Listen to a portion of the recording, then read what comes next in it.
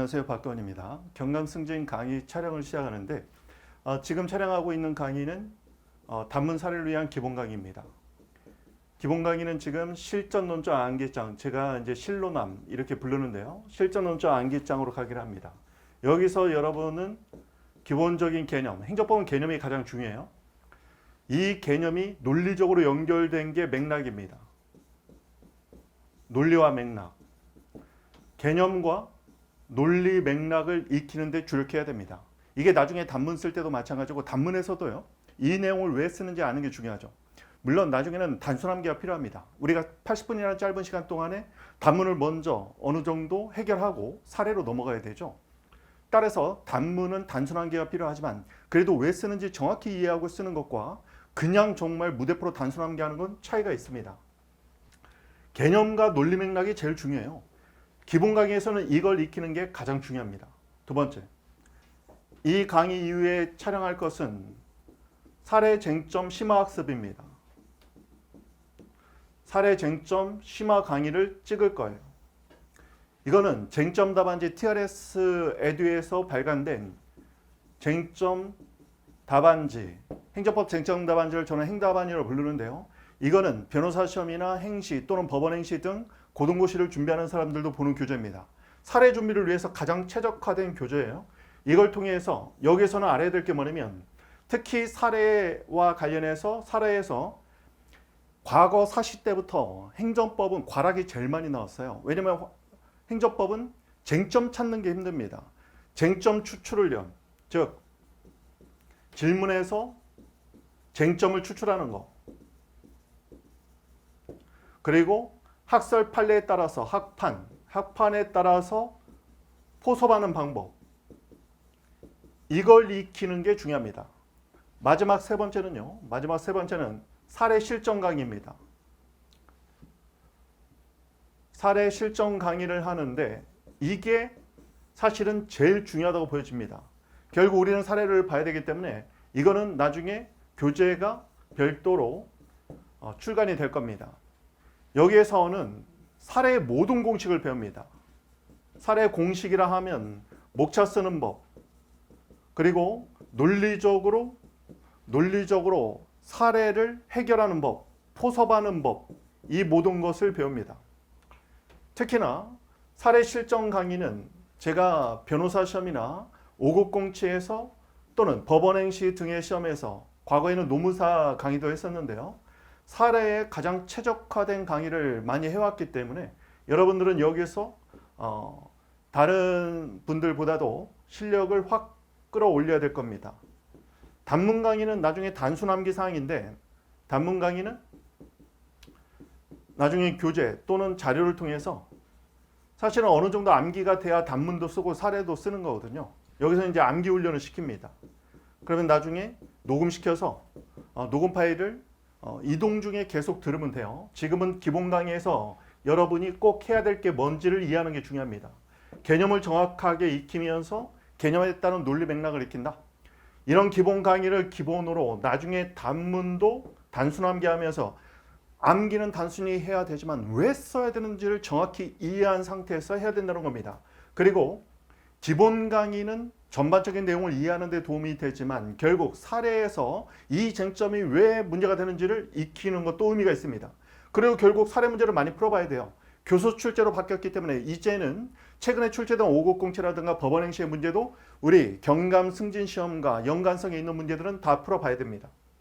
자, 단문은 나중에 두 문자도 좀 따고 키워드를 암기하는 게 중요한데 키워드 암기하는 그런 훈련도 하면 되겠습니다.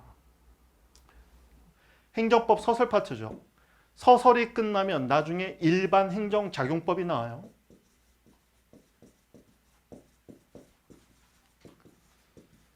일반 행정작용법이 끝나면 나중에 행정구제법이 나옵니다. 사실 여기부터 의미가 있는 거예요. 일반 행정작용법이라는 단어도 좀 알아두시면 좋은데 나중에 뒤에서 해당 파트에서 자세히 하겠습니다만 일반자가 붙으면 모든 영역에 적용되는 그런 원칙이다. 일반 행정작용법이면 모든 행정 영역에 적용되는 법이다. 일반은 올이라고 기억하면 되겠네요. 작용법은 경찰 작용이 시민들에게, 국민들에게 이루어지죠. 작용자는 항상 대외라는 단어를 연상시킵니다. 행정작용법은 대외적 작용, 이렇게 기억하세요. 어떻게? 대외적 작용. 대외에는 누가 있다? 국민이 있습니다. 그리고 법원이 있어요. 이런 일반 행정작용법에 근거해서 대외적으로 국민의 권리를 제한하거나 의무를 규율한다. 이걸 권리의무 규율이라고 부릅니다. 우리가 경찰관 직무집행법처럼 또는 도로교통법, 도로교통법 시행령, 도로교통법 시행규칙 같이 그런 일반 행정작용법에 근거해서만 대외적으로 국민의 권리의무를 규율할 수 있는 겁니다. 이건 나중에 배울 거예요. 그럼 지금 우리가 배우고 있는 서서는 뭐냐? 이런 일반 행정작용법, 구제법 또는 강론, 경감승지는 강론은 경찰 행정작용법 위주로만 배우면 될 겁니다. 모든 영역에 가장 공통된 부분만 뽑아서 우리가 배우는 거예요. 자, 먼저 통치행위부터 배웁니다. 자, 통치행위는요, 먼저 공식을 좀 익힙니다. 첫 번째, 공식입니다. 행정의 목적은 어디에 있다? 공익 실현에 있다. 답안지에 많이 쓰기도 하는 내용이니까 그냥 알아두시면 좋겠어요. 행정의 목적은 공익 실현에 있습니다. 경찰 행정의 목적도 공공의 안녕 질서를 유지하기 위해서 있다. 이걸 두 자로 줄이면 공익입니다. 공익이라는 것은 사익과 긴장관계에 있죠. 사익이란 사적 이익입니다. 국민 개개인의 사적 이익을 사익이라고 부르죠. 그러면 공익은 뭐냐? 공적 이익입니다. 사회 공동체와 그 구성원의 이익을 우리가 공익이라고 얘기하는 거죠. 이런 공익과 사익은요, 긴장관계에 있습니다. 그렇지만 양자는 완전한 대립관계는 아니고 일정한 조화가 필요해요. 그래서 학설 다툼에 보면 공익의 방점을 찍은 학설, 사익의 방점을 찍은 학설, 양자를 조화시키는 절충설로 나눠집니다. 행정의 목적은 공익 실현에 있고 이런 행정을 규율하는 것을 우리가 행정법이라고 해요. 우리가 지금 행정법을 배우죠. 행정법은 행정을 규율하는 법입니다. 자, 행정법이란 행정을 규율하는 법인데 공법과 사법으로 나눠질 때는 공익에 관한 법이니까 공익에 관한 법, 이걸 두 자로 줄이면 공법이 되는 거죠.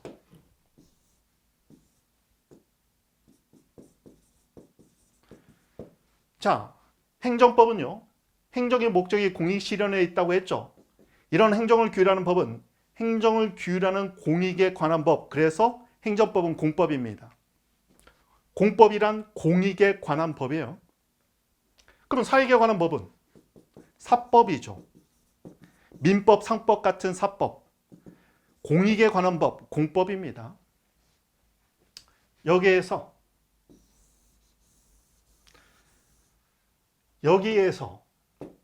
행정과 행정법의 중간 영역에 있는 것이 하나 있으니 걔가 바로 통치행위입니다. 통치행위는요, 일정한 행정작용 중에 하나입니다. 그런데 과연 행정법의 영역 안에 포섭이 되는 거냐? 아니면 이러한 법률로부터 자유로운 영역이냐? 법으로부터 자유로운 영역 중 하나로 논의가 되는 게 통치행위입니다. 자, 통치행위를 지금부터 배웁니다. 통치행위는 어디 있다고요? 맥락으로 따지면 통치행위는 행정과 행정법의 중간에 있어요. 그래서 행정법의 규율을 받느냐 안 받느냐 논의의 실익이 있습니다. 그러면 첫 번째, 통치행위의 개념에서 가장 중요한 건 고도의 정치적 성격입니다. 방점은 정치네요. 정치적. 고도의 정치적 성격을 지니고 있는데 논의의 실익은 사법심사가 가능하냐 제한되느냐, 이게 실익입니다. 그리고 얘가 개념이죠. 자, 두 가지 지금 얘기했어요. 첫 번째는 개념입니다. 통치행위라는 건 국가를 통치하는 데 있어서 가장 중요한 고도의 정치적 성격을 갖는 행위입니다. 대부분은 과거에는요, 국가의 존립과 관련되어 있는 행정작용 이렇게 논의하기도 했어요. 고도이라는 단어가 빠지면 안 됩니다. 고도의 정치적 성격을 가지고 있는 행위예요. 너무 이 고대의 정치적 성격은 어떻게 보면 국가 존립과 관련되어 있는 겁니다. 국가의 존립과 관련되어 있는데 이걸 단순하게 사법적 잣대로 판단할 수 있겠느냐. 법원이 이런 고도의 정치적 성격을 갖고 있는 행위를 과연 정치하고는 어느 정도 거리가 있는 사법부가 단순한 법적 잣대로만 판단이 가능하겠느냐. 그래서 사법심사를 제한하는 원리로서 통치행위가 논의가 되는 겁니다. 자, 그러면 개념과 시력도 중요하지만 뭐가 중요하다고 했어요? 맥락입니다. 이런 통치행위는 나중에 어떻게 연결되느냐? 연결점이 맥락이에요. 만약에 사법심사가 가능하다. 그러면 소의 대상이 되는 거죠. 그런데 만약에 사법심사가 제한되면 어떻게 돼요? 사법심사가 제한되면 소송의 대상이 되지 않겠죠. 따라서 얘는 우리가 뒤에서 배우는 소송 요건 중에서 대상적 격과 관련해서 논의의 실익을 갖습니다. 이게 맥락이에요. 만약에 통치행위라는 고도의 정치적 성격을 가진 이런 행정작용이 사법심사가 제한된다면 결국 소송의 대상이 될 수 있는 적법한 자격을 갖지 못합니다. 그럼 어떻게 되냐? 부적법 각하 판결이 나오겠죠. 지금 제가 여기까지 얘기했는데 대상적 격, 각하, 소송요건 이 단어가 처음이라면 기초법규는부터 들으셔야 돼요. 이렇게 연결되는 겁니다. 다시 한번 얘기할게요. 통치행위의 개념은 고도의 정치적 성격을 갖고 있는 행정작용이에요. 통치행위를 인정할까 말까 논의하는 실익은 뭐냐? 과연 법으로부터 자유로운 영역으로서 사법부의 사법심사 대상이 되겠느냐 안 되겠느냐? 원래 통치행위란 말은 고도의 정치적 성격이 있으니까 사법심사를 제한해야 된다는 원리로 학문적으로 만들어진 개념입니다.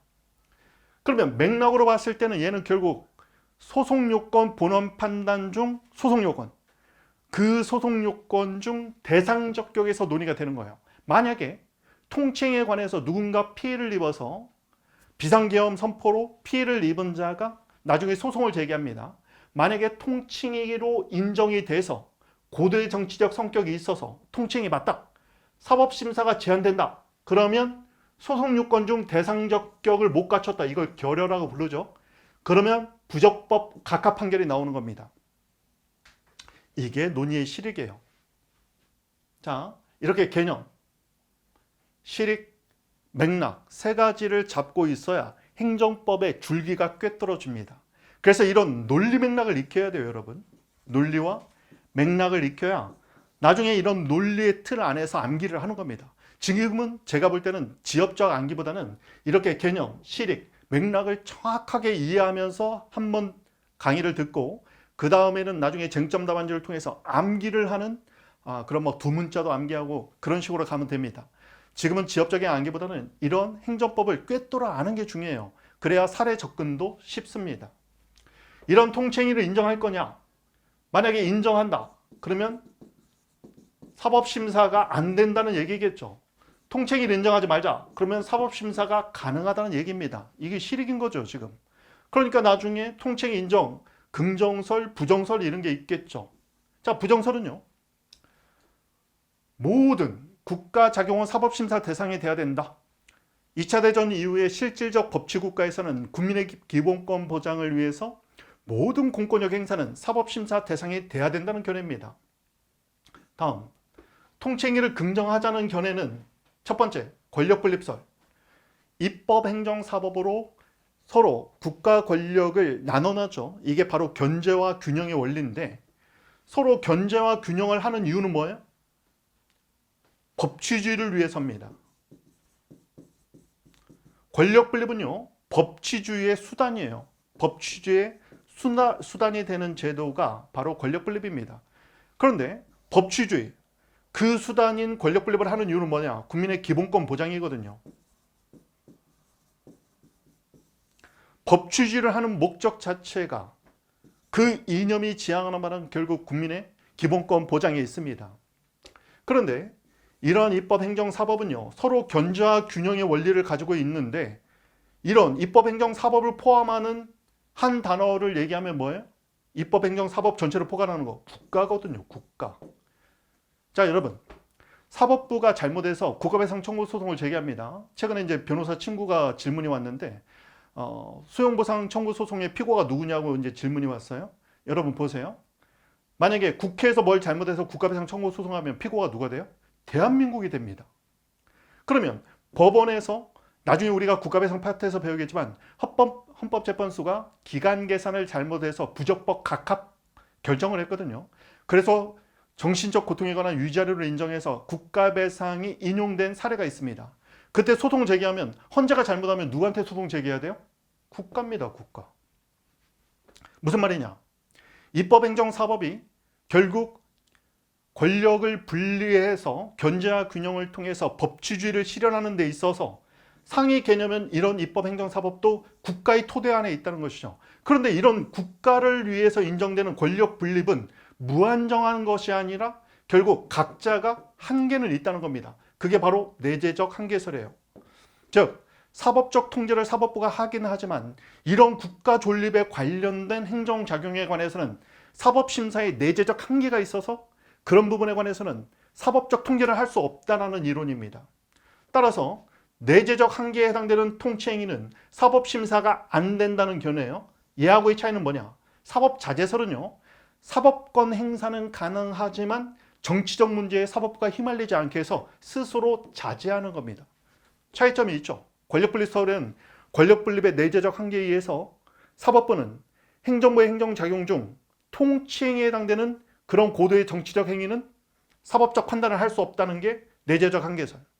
사법자제설은 판단권은 있지만 정치적 문제에 사법부가 휘달리지 않기 위해서 스스로 사법심사를 자제해야 된다는 그런 견해입니다. 세 번째는 재량행위설인데 기속과 재량 개념은 나중에 뒤에서 배워요. 자유재량, 그 재량 이렇게 할까 저렇게 할까 결정하는 게 재량인데요. 그 재량이 자유야. 그러면 자유재량이 인정되면 사법부에서 판단하지 못한다는 견해인데요. 이 견해는 최근에는 좀 많이 지지하는 학자들이 거의 없는 쪽으로 가고 있어요. 대부분은요. 내재적 한계설 내지는 사법자제설을 취합니다. 볼까요?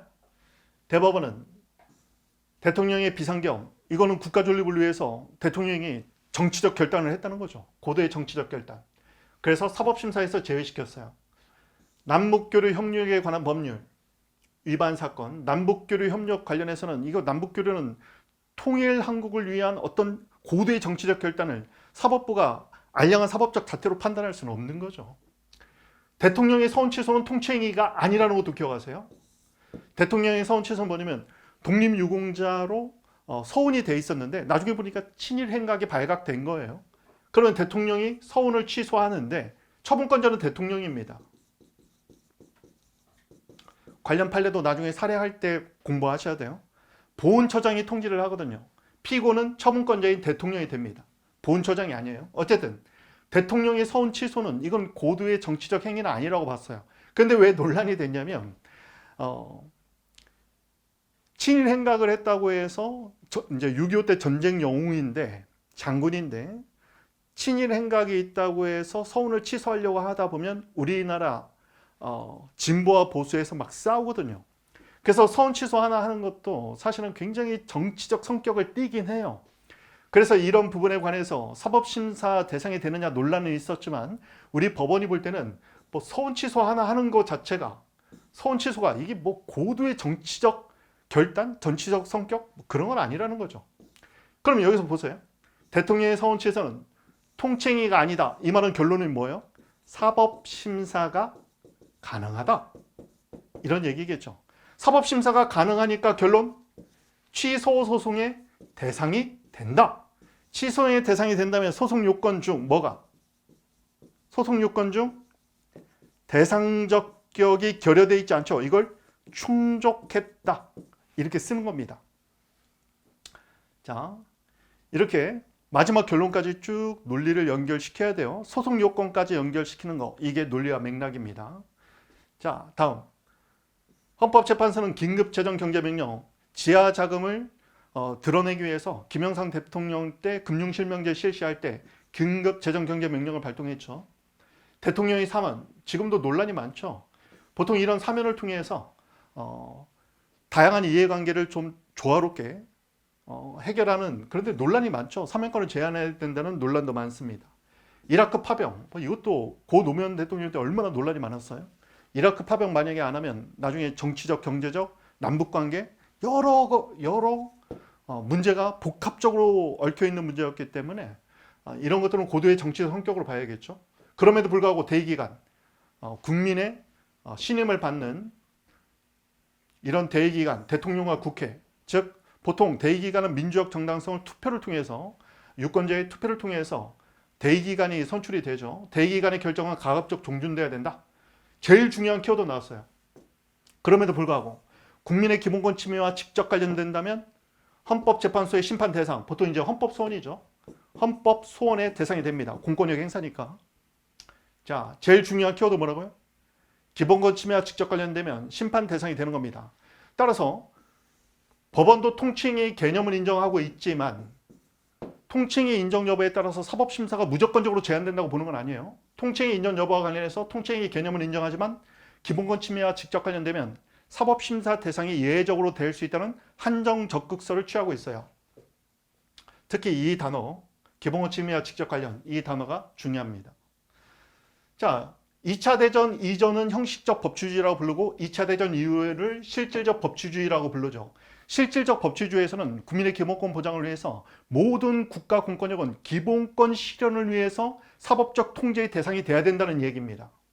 행정소송의 대상을 개괄주의로 한다는 건데 반대말은 열기주의예요. 2차 대전 이후의 형식적 법치주의에서는 소송의 대상을 열거해서 기록된 공권력 행사만 소송의 대상으로 인정해서 그 공권력 행사에 대한 국민의 권리를 보장해 줬던 겁니다.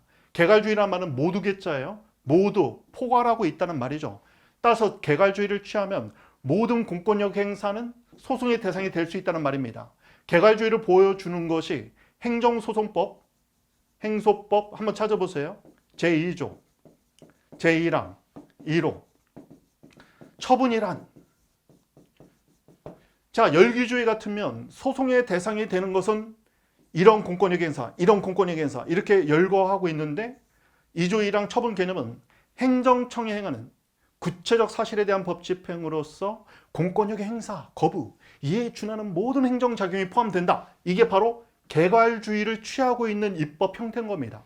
즉 행정심판법, 행정소송법의 처분 개념은 지금은 열기주의가 아니라 개괄주의를 취하고 있어요. 개괄, 모두 포괄하고 있다는 겁니다.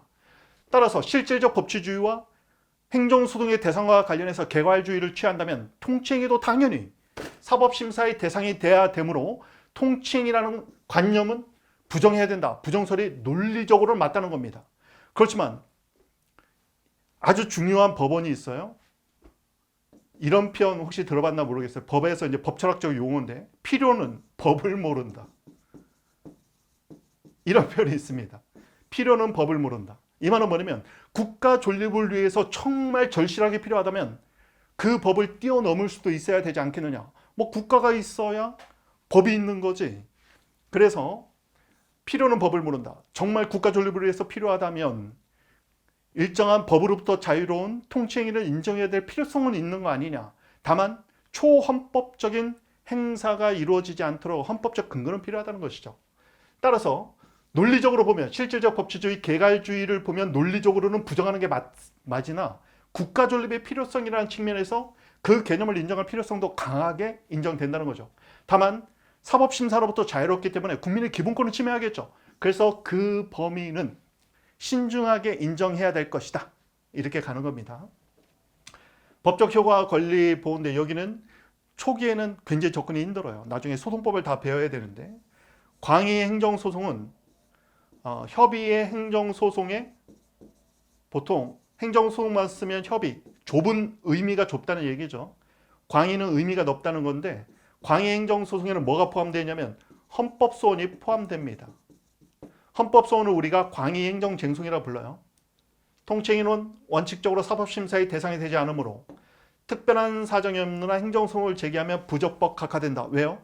대상적격을 결여했으므로. 다만 헌법재판소에 의하면 국민의 기본권 침해와 직접 관련되면 헌법소원의 대상이 된다. 여기까지 꼭 써줘야 돼요. 가장 중요한 키워드 뭐라고요? 기본권 침해와 직접 관련. 국가배상과 손실보상은 나중에 뒤에서 행정구제법에서 배웁니다. 보통 국가배상은 배상은 위법할 때, 공권력 행사가 위법할 때, 보상은 적법할 때죠. 문제는 뭐냐면 위법이 아니면 적법이에요. 적법이 아니면 위법입니다. 중간이 없어요. 그런데 이런 위법 적법을 판단하는 게 사법심사잖아. 근데 통칭에는 사법심사가 안 된다며. 그럼 위법 적법 판단을 못 하죠. 그러면 국가배상 손실보상도 안 된다. 이게 논리가 되는 겁니다. 위법성을 판단할 수 없으므로. 왜? 위법적법을 판단하는 게 사법심사예요. 다시 한번 위법적법을 판단하는 게 사법심사입니다. 여기 위법성과 적법성은요 동전의 양면이야. 결국 위법적법을 판단할 수 없으므로 국가배상 손실보상을 청구하더라도 결국은 인용될 수 없는 것이죠. 특히 이 노란 글씨 있죠. 최근에 긴급조치 9호 적용 집행으로 강제 수사받거나 유죄 판결을 선고받아 복역함으로써 손해를 입었다면 국가배상 책임이 인정될 수도 있다. 이렇게 우리 법원에서도 이런 통치행위로 인정됐던 것도 국민 개개인의 침해가 구체적인 경우에는 사법심사를 이렇게 인정합니다. 손실보상도 마찬가지. 이거 꼭 써줘야 돼요. 노란색으로 체크되어 있는 거.